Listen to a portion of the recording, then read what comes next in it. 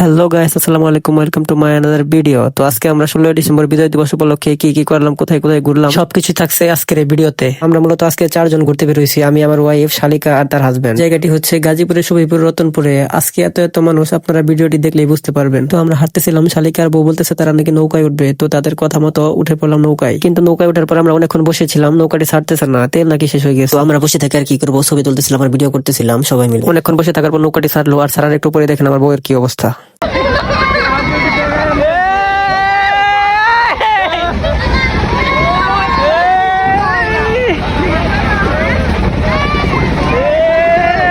নৌকা থেকে নিচে নেমে আমরা দেখলাম এক মামা চানাচুর মাখা বিক্রি করতেছে। সেটা দেখে শালের মন আর মানলো না, তো আমরা চলে গেলাম চানাচুর মাখা খেতে। আমি একটু খেয়ে বাদ দিছি, আর তারা দেখেন মনে হইতেছে দোকানের সবগুলো তারাই খেয়ে ফেলবে। দু বোনই জাল খেতে খুব পছন্দ করে। চানাচুর মাখা খাওয়া শেষ করে আবার একটু আগাতেই পাপড় ভাজাও কিনে ফেলছে। তো আমরা হাঁটতে হাঁটতে চলে গেলাম গজারি বাগানের ওইদিকে রাস্তাটা খুবই সুন্দর। গজারি বাগানের ওখানে ঘোরাঘুরি শেষ করার পর আমরা দেখলাম সন্ধ্যা গুনি আসতেছে। তারপর আমরা বাসার দিকে ব্যাক করতে লাগলাম। এরকম একটা এলাকায় রেল লাইনের ভিতরেও যে এত মানুষ হয় তা আমি আগে কখনো দেখিনি। তো বাসায় আসার পথে শালি বলতেছে নাগরদোলায় উঠবে, কিন্তু আমার বউ তো অনেক ভয় পায়, তাই আমরা না উঠে তাদেরকে উঠিয়ে দিলাম। গাইস, আপনারা যারা মৌচাক বা সফিপুরের আশেপাশে থাকেন, যে কোনো ছুটির দিনে আপনারা চাইলে আসতে পারেন। আশা করি খুবই ভালো লাগবে। আজকের মতো ভিডিওটি এখানে শেষ, দেখা হচ্ছে পরবর্তী আবার কোনো ভিডিওতে। ধন্যবাদ সবাইকে, আসসালামু আলাইকুম।